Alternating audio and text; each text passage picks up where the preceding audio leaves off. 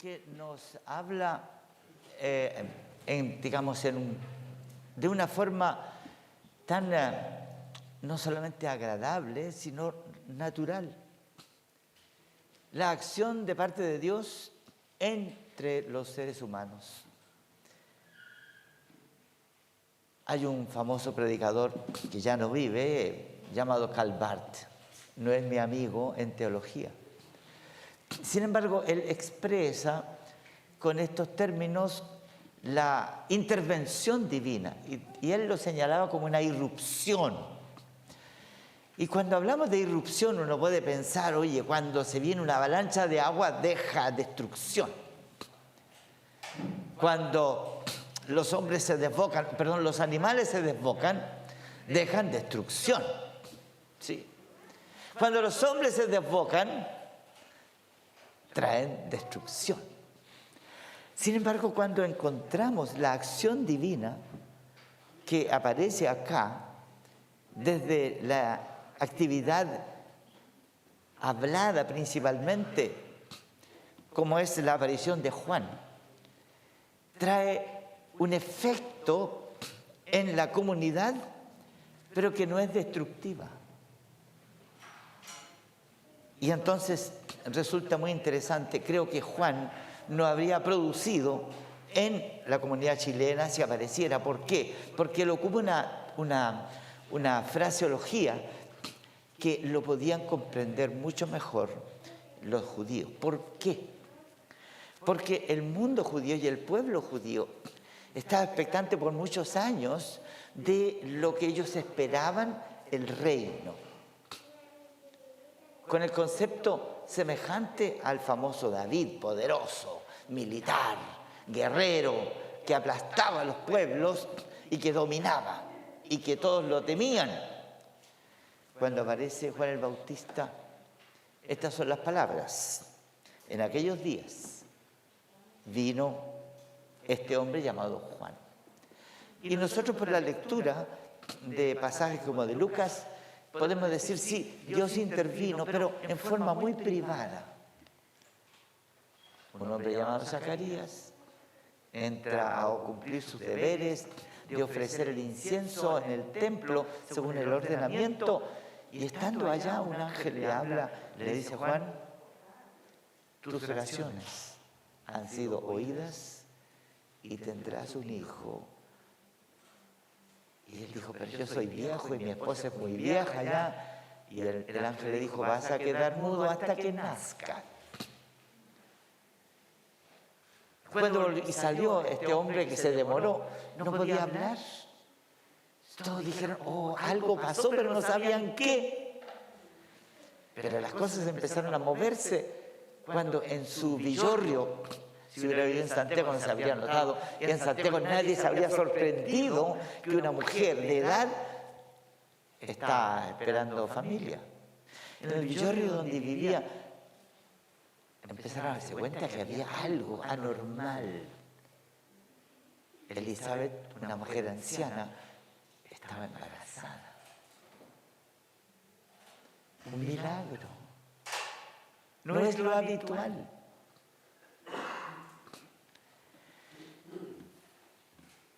¿Qué será de ese niño?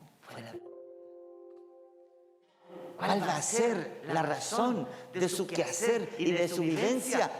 Pasaron largos 30 años y entonces Mateo lo registra así: en aquellos días, pasados estos años, aparece este varón que ha crecido, pero no ha crecido en la sociedad conocida, porque mire dónde él lleva a cabo su ministerio. Dice que él estaba trabajando o exponiendo la palabra allá en el desierto que está en el sector oriental de Judá, entre el río Jordán y Judá, y mire el efecto que produce. Y salían a él Jerusalén y toda Judea. Multitud de personas yendo ¿a qué? No a gritar, no a patear, no a tirar tierra, no a agredirse, no a quemar, a escuchar una palabra que no era agradable. La palabra que empezaron a escuchar y la escucharon repetidas veces es arrepentidos, convertidos. Estáis haciendo un quehacer, una formalidad que les hace daño, pero lo más terrible es que ofende al Todopoderoso. Y ellos lo entendían. Ofende al Señor. Y nuestra historia, podría decir cualquier judío, tiene manifestaciones de que la mano de Dios cuando se vuelve contra nosotros duele. Y estamos en un sentido provocando. Bueno, Juan dijo, arrepentidos. Arrepentidos. ¿Qué es la palabra y qué significa arrepentidos? Está hablando de un cambio dentro y no solamente fuera. Un cambio que brote de dentro. Como por ejemplo, que no es lo, digamos, racional, que una persona se pare y diga, doy gracias a Dios porque tengo problemas. No, nadie da gracias. Ordinariamente porque tiene problemas, porque está enfermo, porque tiene dificultades. Los únicos que pueden hacer tal cosa son los que confían en el poder, en la soberanía y en el cuidado de Dios. Doy gracias a Dios. Arrepentidos. El arrepentimiento no solamente es interno, también es externo. Es una demanda plena que la vida tiene que cambiar. Y miren algunos efectos que sí se producen. Dice que salían al Jerusalén, toda la provincia, muchas multitudes venían hacia él y eran bautizados por él en el Jordán, confesando sus pecados. ¿Ha escuchado usted algún discurso de los que se proclaman en las plazas a veces o en los encuentros que se han producido en Chile? O los discursos que usted puede escuchar de los diputados, de los senadores, o de la convención, o del máximo autoridad que tenemos en Chile, o la del pasado, diciendo, como ciudadanos, he pecado. ¿Han escuchado algo así? Yo nunca, al contrario. Pero en estos vemos un efecto que es algo impactante. Vienen y no parece algo superfluo porque están diciendo, he faltado. No es que digo, Señor, fallé, sino que estaban describiendo sus pecados, sus falencias, sus acciones indebidas. Y no lo estaban diciendo uno al otro, lo estaban diciendo públicamente. ¿Saben lo que es eso? Decir públicamente, ¿saben? Yo robé. Yo le falté a mi jefe, me llevé cosas que no debía. Engañé a mi esposa. No estoy llegando a la hora de mi trabajo. Soy un mentiroso consumado. Aprovecho cualquier ocasión para sacar provecho. Eso no se dice naturalmente. Pido perdón públicamente. No se dice. Como un efecto de la palabra penetrante, apuntando a un hecho grave. No uno, muchas personas.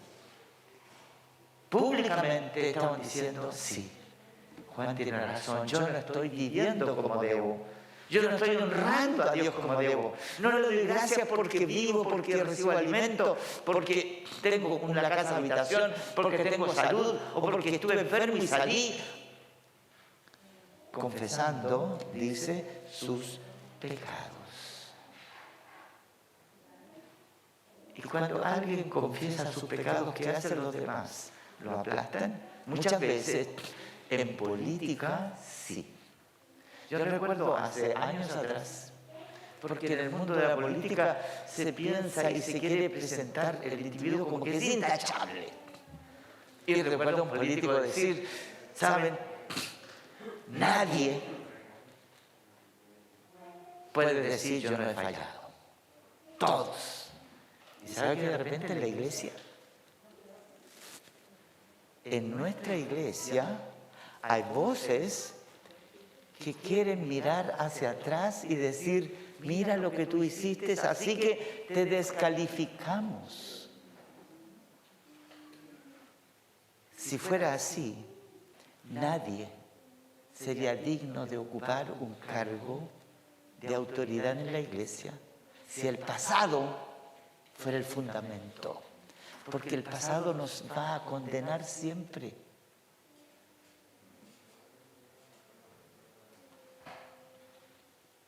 Es bueno escuchar al hermano Castillo cuando nos guía en la oración, hemos fallado.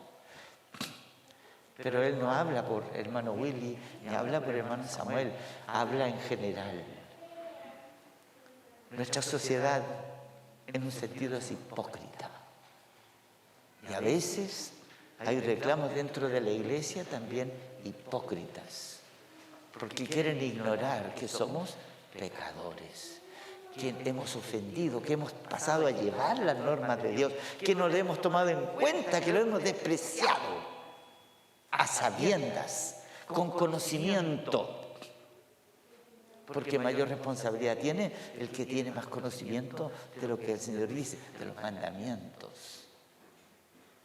Arrepentidos, dijo Juan.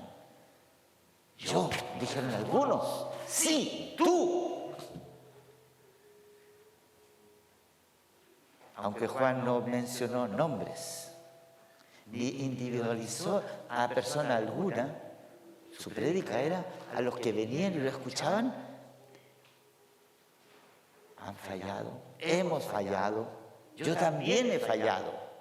Y tengo que estar aquí y debo decir, porque el Espíritu de Dios me ha dicho, esto es lo que debe decir. Y tenía este efecto. Muchos eran bautizados. Juan no bautizaba, no imponía el agua bautismal a la multitud, rociándolas, porque llegaban sino a aquellos que confesaban que habían y se habían comportado indebidamente y que no eran dignos de misericordia de Dios, sino de juicio. Y entonces cuando Juan dice, y termina su frase y dice, arrepentidos, ¿por qué? Atentos, ¿por qué? Porque el reino de Dios, porque una acción divina que no hemos visto por mucho tiempo, una acción extraordinaria, no ha ocurrido. Hemos vivido, entre comillas, tranquilamente, tal vez un poco molesto con... nosotros no sabemos esto, de los romanos. Oye, los romanos. Siempre están ahí, siempre abusadores, siempre sacando la vuelta y les gusta pegar y... Si yo voy viajando y él va también ahí, te pueden decir, llévame este bolsito y tengo que llevarlo. Es terrible. Entonces voy magullando, malditos romanos. Nosotros no sabemos lo que es eso, pero tenemos otros regaños hoy día, ¿o no? Muchos. ¿Cuántos no escuchan regaños del jefe, de los salarios, del dirigente, reclamos del chofer de la micro, del carabinero, etcétera? Podemos hacer una larga lista de nuestros reclamos y quejas. También algunos dicen, bueno, yo llego a la casa y mi señora no me atiende. Sí, también. ¿Qué dice Juan el Bautista? El reino se ha acercado. Dios interviene, pero no causa desorden. Y por eso le dije al comienzo, es bueno mirar los evangelios.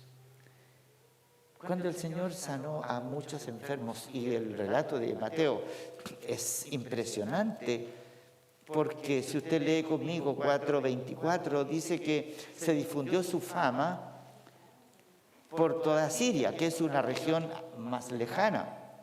Y en el verso anterior dijo que Jesús recorría Galilea sanando toda enfermedad y toda dolencia. ¿Sabe lo que es eso? Los que trabajan en la área médica y los que escuchamos los reportes, podemos recordar que vivimos algunos picos hace unos días o meses atrás, ¿no? Cuando el informe decía, ¿sabe? Hay 1.400 camas críticas disponibles y estamos ocupando 1.380, quedan. ¿Se acuerdan?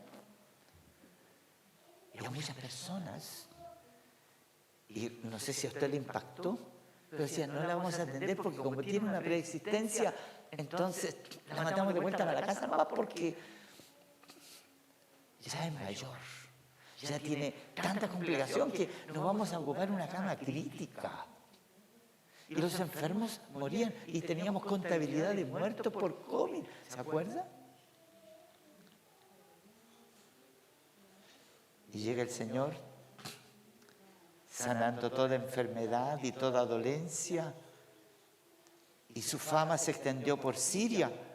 Y trajeron a los que tenían dolencias, afligidos de diversas enfermedades y tormentos, endemoniados, lunáticos, paralíticos, y los sanó. Usted puede imaginar cómo llegó sin los sistemas electrónicos que nosotros tenemos. ¿Ah? ¿Cómo? A Siria, 100 kilómetros al norte. Y la gente venía hacia acá porque estaba ocurriendo algo que no destruía, que sacaba a las personas de sus aflicciones, penas, dolencias, crisis. El reino de los cielos, dijo Juan, se hace presente. Se hace presente, pero el reino de los cielos tiene varias connotaciones. No solamente la parte agradable, linda, de que Él resuelve, sana, cura. El reino de los cielos también tiene una connotación de juicio. Por eso que Juan sigue diciendo palabras que son hasta tal vez chocantes. Vinieron a Él también ciertos funcionarios o ciertas personalidades del mundo judío, como eran los fariseos y los saduceos. Los fariseos era una formalidad teológica que tenían bastante conocimiento de la ley de Dios y eran los que daban la cátedra. Los saduceos eran los encargados y tenían la exclusividad de lo que era el templo y la adoración. ¿Y recuerda algunos negociados que habían allá? ¿Se acuerda cuando Jesús entró una vez y encontró que allí tenían ovejas, vacas, tenían mesas especiales para hacer un negocio? ¿Y en beneficio de quién eran? De los saduceos. Y ellos también vinieron. Y mire la descripción que hace Juan el Bautista cuando los vio venir. Preguntémonos por qué vinieron. ¿Tenían acaso interés en cambiar su manera de pensar? Estaban conmovidos diciendo, oh, hemos hecho mal, de ahora en adelante no robaré más. ¿Usted cree que era esa la motivación que trajo a los saduceos y a los fariseos? Juan usa una expresión muy de ese territorio, de desierto, de poca vegetación, de muchas piedras, de mucho calor, que eran unas serpientes pequeñas, que podían confundirse con el territorio donde estaban y que en el momento menos pensado, tú caminante, porque no caminamos mirando pegado al suelo, ¿no? Aunque algunos así a veces lo hacemos, usted camina mirando hacia adelante y entonces podía sorprenderte con que una de estas te enterraba sus colmillos. Y mire lo que dice Juan el Bautista. Cuando los vio venir, les dice: generación de víboras, ¿quién os enseñó a huir de la ira venidera? Porque el reino de los cielos no solamente tiene el aspecto de que es para bien, pero también es para reclamo. Es para también volver al orden, disciplinando, corrigiendo, sancionando. Generación de víboras, ¿quién nos enseñó a huir de la ira venidera? Esa fue la interpretación y la claridad de Juan cuando ve a este grupo de personas. Y nosotros podemos seguir pensando por ahí. Si no tenían interés en Juan, porque lo rechazaron, lo acusaron de ser un hombre que no comía, que no bebía como otros. Y cuando llegó Jesús también lo acusaron porque Jesús comía y bebía con la gente.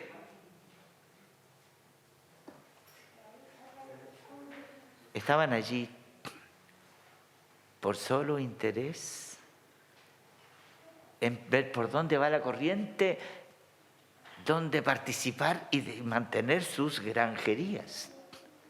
Juan está descubriendo lo que está como motivación de estos. Por eso le dice generación de víboras. Y el reino de los cielos, ellos lo podían entender muy bien. Ira. ¿De parte de quién? Y sigue hablando así. Hagan frutos, no digan solamente. Hagan frutos, muestren su verdadero interés. Hagan frutos dignos de arrepentimiento y no penséis decir dentro de ustedes mismos: oye, yo soy hijo de una persona importante, yo soy descendiente de, así que tengo un estirpe, tengo un nombre, tengo un antecedente y también tengo bienes. Abraham tenemos por papá, pero ese tipo de confianza es vano delante de Dios. ¿Por qué? Porque Abraham también, y la Biblia en esto supera libros religiosos, no presenta a Abraham como un hombre que parece prácticamente un ángel. ¿Ustedes van a recordar? ¿O se los hago recordar? Iba Abraham con su esposa, Sara, y llegaron a Egipto, y se repitió la historia otra vez, y le dijo: oh, Sara, le dijo, imagínense un esposo diciéndole a la esposa, después de muchos años, le dice: oye, Sara, me doy cuenta que eres muy hermosa. Ajá.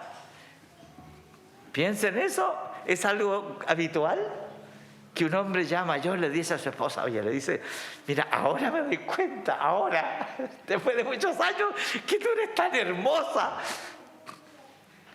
que si entramos aquí, oye, a mí me va a cortar la cabeza y tú vas a ir entre comillas, a la casa y al harén del rey. Imagínense los pensamientos de Abraham, el padre de la fe. Entonces, digamos, y tú di, y yo voy a decir que tú eres mi hermana. Mire, la Biblia no cambia, no miente del comportamiento de algunos hombres importantes en la Biblia.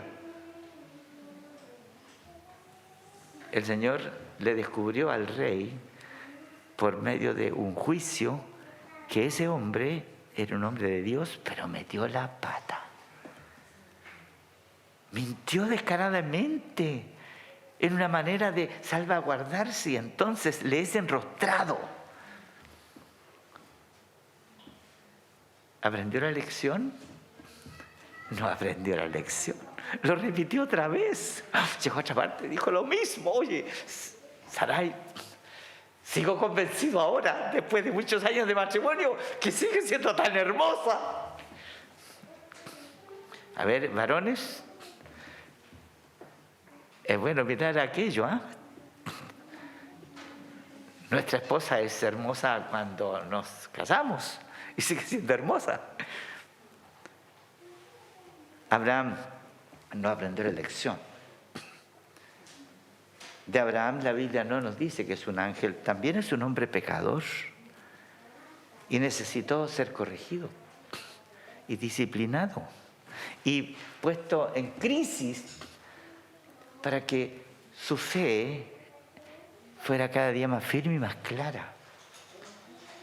Y Dios dice, Juan, a estas personas y a todos los que le escuchaban, ¿saben? Dios puede levantar personas y distinguir personas sin depender del estirpe. Y entonces pregunto, ¿hay aquí algún descendiente de Abraham en la carne? Yo les he contado, este es un chiste para mí, ¿no? Yo, hace años atrás llevaba a una mujer judía y conversábamos de la vida y de la vida de Abraham y del pueblo de Israel, y la mujer estaba sorprendida que un taxista le hablara así, y entonces me dijo, usted debería venir a la sinagoga. Así, señora, dije yo, tal vez me gustaría, pero no sé. Dígame su apellido. Fuentes. No, me dijo, no. Pérez, ahí está, usted es judío. No, yo no sé si en realidad desciendo de Abraham, pero por la gracia de Dios, usted y usted es considerado un hijo de Abraham. Te sacaron de las piedras, saliste del montón, fuiste sacado del montón por la gracia de Dios. Por eso es interesante lo que el Evangelio, esa palabra que el reino de los cielos viene a cambiar. ¿Qué?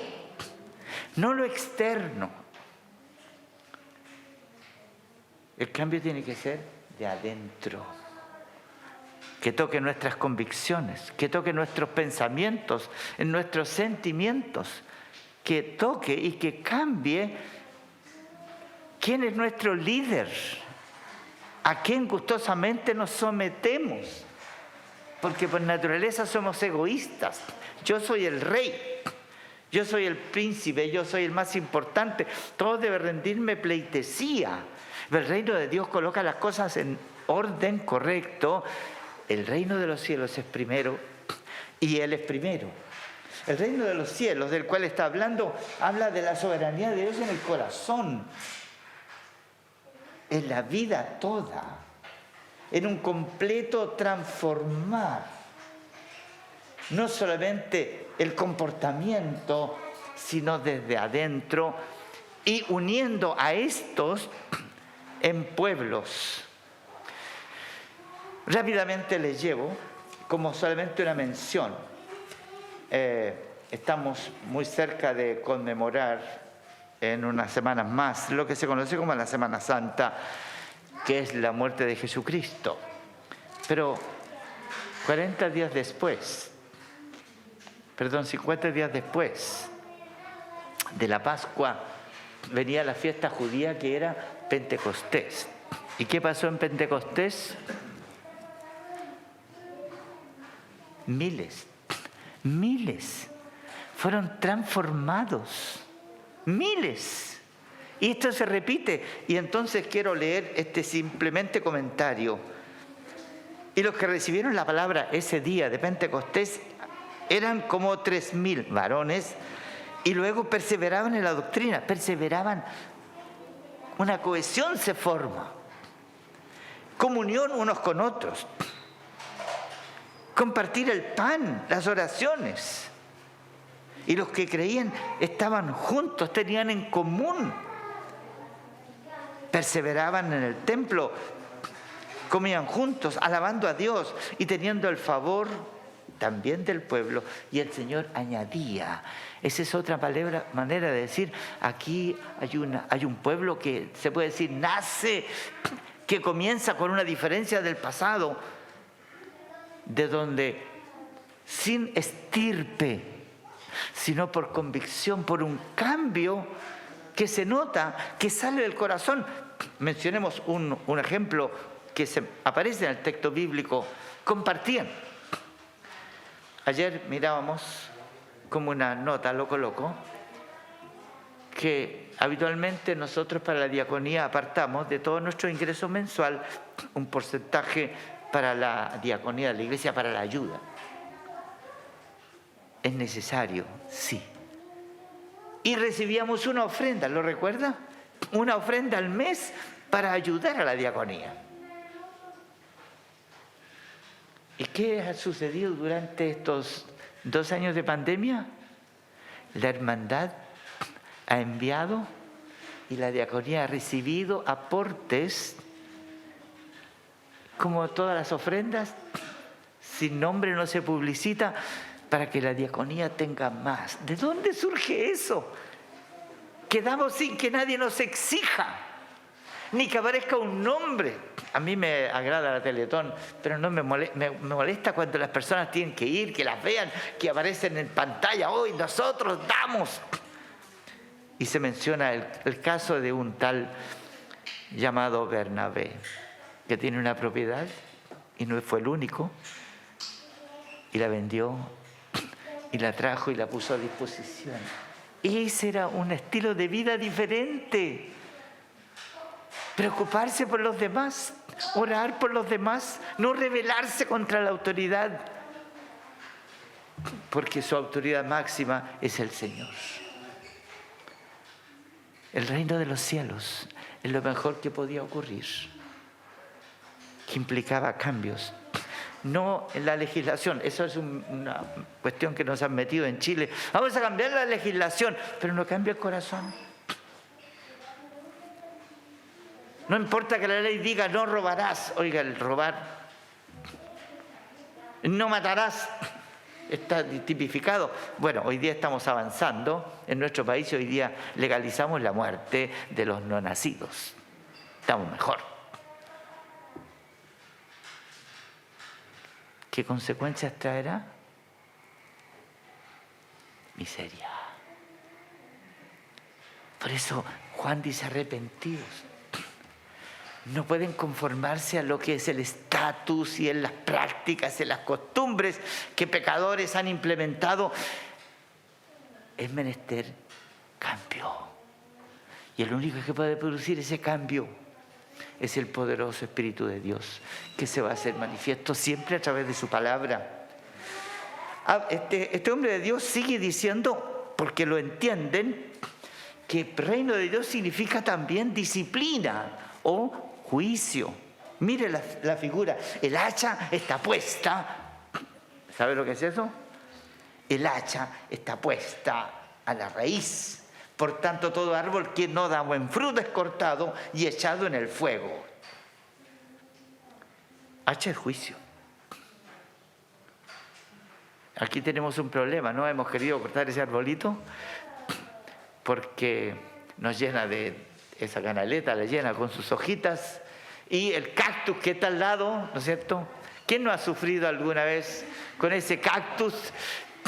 Bueno, los altos sufren con el cactus, los bajitos no. Pero igual lo queremos cortar aunque es del vecino, ¿no? Cortarlo, porque es un problema. Todos queremos que las enfermedades se corten. Pero es interesante lo que dijo el hermano Juan Valencia hace un momento, referente a esa hermana de Paula. Y como lo dijimos hace unos domingos atrás, la sanidad física siempre va a ser por un poco de tiempo. ¿Qué es lo importante que ocurra? Que ocurra un cambio en el corazón, que afecte la voluntad, los sentimientos, las acciones. Un cambio es menester, porque el reino de los cielos viene. Varones, otra vez les voy a preguntar, los varones de la iglesia, para nuestra visita, pudimos comprar un libro que se llama El hombre frente al espejo. ¿Tú te has mirado al espejo? ¿Cómo te encuentras bonito? Por lo general nos encontramos bonitos, ¿verdad? Nos arreglamos el pelo, nos arreglamos la corbata ahí, pero el espejo nunca dice más allá de lo que está al frente. Y la Biblia se mete adentro y te dice, esta es la formalidad que debe ser tu esencia, el Señor. No la sociedad, no la mayoría, Él. Por eso Juan el Bautista dice el reino de los cielos. No es el reino de un cambio en la política de gobernantes o de leyes, sino el reino de los cielos viene para avanzar y llevarnos hacia adelante en un cambio de dentro que transforma los individuos aislados en comunidades como iglesia local. Y esto es lo que somos por la gracia de Dios.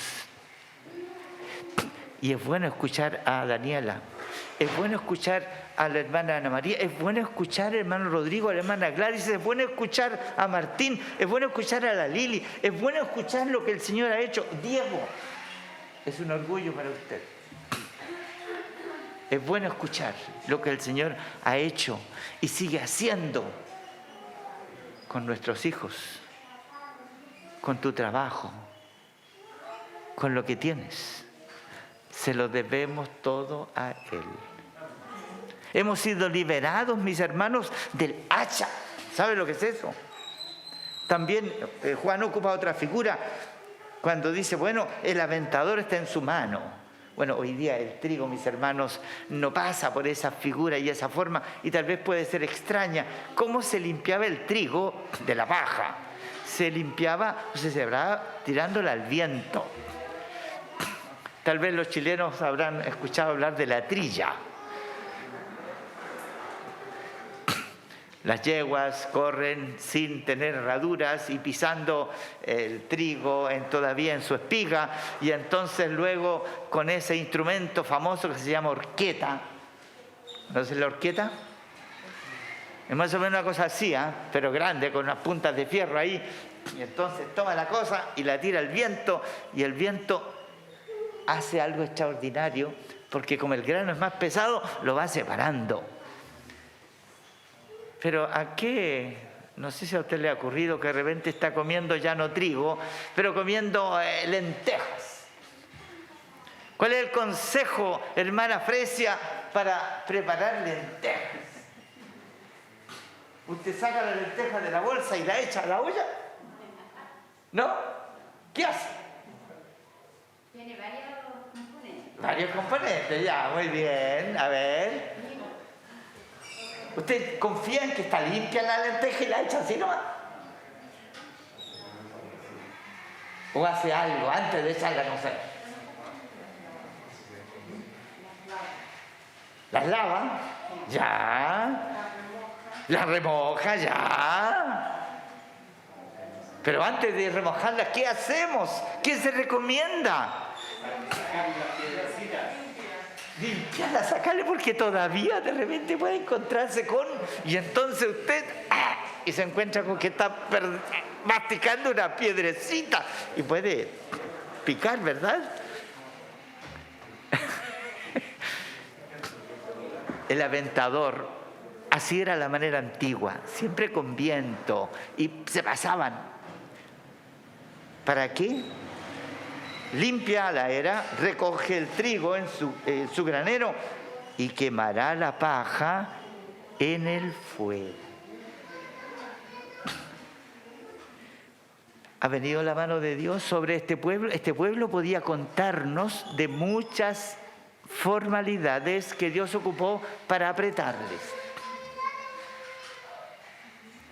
Y el Señor los libró. Egipto fue una larga y lo sacó. Babilonia fue otra larga y lo sacó. El Imperio Romano también los aplastó. ¿Pero qué pasó el año 70? ¿Qué pasó el año 70? ¿Puede recordarnos, hermano Juan? ¿Qué pasó el año 70? Usted es Juan Valencia López. ¿Qué pasó el año 70? La mano de Dios vino sobre toda la nación y destruyó Jerusalén. Hubo una masacre. Algunos dirían, fue un asunto incidental, ocasional. Mis hermanos, a la luz de la palabra, siempre debemos ver la mano de Dios. Y esto es la mano de Dios. Si quiere mirar, para concluir, este suceso que nos tiene complicados como la pandemia, no es casualidad, creo que es la mano de Dios. Y tenemos un ejemplo de cómo el Señor puede librarnos, ¿sí? No es que seamos mejores, la diferencia la hace Él. Si hoy día somos y gozamos de la paz y del perdón de Dios, se lo debemos a Él. Confesamos y reconocemos que no merecemos todo lo que nos brinda, pero nos brinda mucho. Y yo me alegro de haber escuchado esta mañana a mi hermana Daniela decir, tengo una lista. Y yo creo que es bueno hacer listas. La mano de Dios ha sido buena, ¿sí? ¿Poquito buena? ¿Muy buena? ¿Extraordinariamente buena? Te ha librado de la condenación y te ha colocado en la iglesia y te ha dado esta familia, como lo dijo el hermano Juan, la familia que a diferencia de la familia en la carne, los matrimonios van a terminar con la muerte de uno de ellos. La familia de la fe perdura. Pasa la muerte. Ya no como familia, pero como familia de la fe. El reino de los cielos ha comenzado. Y la iglesia hoy día es el reino ya. Y por eso confesamos desde el comienzo que Jesucristo es el Señor. Y a Él nos sometemos gustosos, que Él es el soberano del cielo y de la tierra, y sus mandatos son superiores a todos los que pueden plantear los seres humanos, las sociedades, las costumbres, los hábitos, las mayorías. Él es nuestro Señor. El reino de los cielos, hermano, a ti te tocó. La palabra de Dios te tocó, te habló y empezó un cambio que no ha concluido. Pero principalmente, digamos, te ha librado de la ira venidera y te ha llenado día tras día de su bondad. Te provee, te cuida, te alimenta, te defiende, te coloca en situaciones de crisis para que crezcas. El reino de Dios es la obra de Dios en tu vida. No es la del vecino, es en tu vida. Por eso es un motivo y debe ser un motivo de dar gracias a Dios.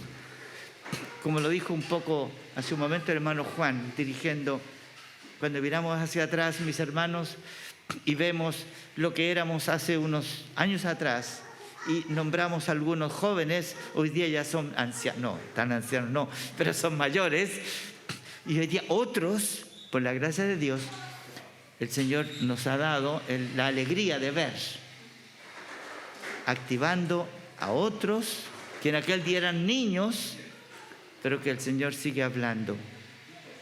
Cuando ayer teníamos esta reunión, damos gracias a Dios por lo que nos da y lo que podemos hacer para cumplir con la razón de nuestra existencia. Como Juan, nuestro deber es proclamar este mensaje aquí o allá, donde el Señor nos lleve como iglesia, nos mantenga. Arrepentidos, arrepentidos, porque hay juicio frente de todos nosotros. Y el primer juicio para algunos es la muerte. Eso significa enfrentar a Dios con nuestros pecados. Por eso debemos ser semejantes a Juan el Bautista, con un mensaje. No pasar de inmediato, decir, oye, el Señor es bueno, tú pídele perdón, porque pasamos muy rápido. El mensaje de Juan fue muy corto. Convertidos, arrepentidos. No debes seguir viviendo de esta manera porque el juicio de Dios está a la mano. Demos gracias al Señor porque Él ha tenido misericordia de nosotros y nos ha incorporado a una iglesia, a una hermandad con un orden, leyendo su palabra para seguir avanzando, cuidando de los niños, y también de los adultos, porque esa ha sido una obra que Dios ha hecho entre nosotros. Padre nuestro, Juan el Bautista fue un siervo tuyo. No sabemos a qué siervo tuyo ocupaste en nuestros días para tocar nuestra vida, nuestra alma, nuestra mente e integrarnos a esta congregación como creyentes, pecadores arrepentidos por la gracia que hemos exteriorizado. También un cambio todavía no está pleno, pero a ti lo debemos. Te damos gracias, pero suplicamos que podamos tener el mismo mensaje. No podemos hablar de los resultados, pero nos corresponde dar el mensaje, como Juan, a la comunidad donde vivimos. No porque seamos mejores, sino porque ese es el mensaje que tu palabra nos señala. Es nuestro deber. Oramos con gratitud por lo que has hecho en nosotros ya. Oramos en el nombre de Jesús. Amén.